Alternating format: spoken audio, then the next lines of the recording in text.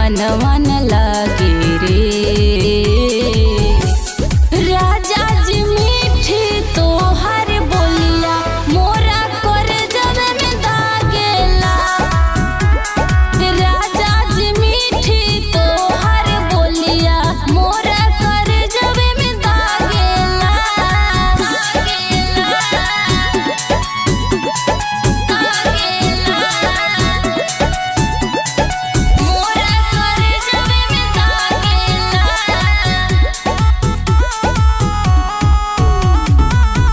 घोटले घोटात नइखे तनको दान पाने।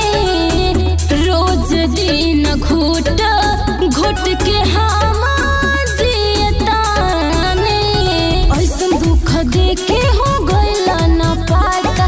भइला निरदई कहे तोहरा ना बुझाता। केतनु मनाई माने नाही मनौनिए भागिला। राजा जी मीठी तोहर बोलिया मोरा कर जवे में दागेला। राजा जी मीठी तोहर बोलिया मोरा कर जवे में दागेला।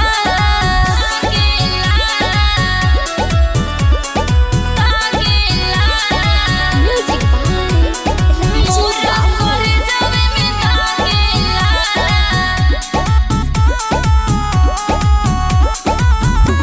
नइखे सहात अब जुदाई तनको राजा। पांडे संतोष अभियोले घर आजा। कहतानी बात सच हाथ नहीं आइब। तोहरे वियोग में हम फसरी लगाइब। सिंकू के नहिया लागल तोह से अखिया जागिला।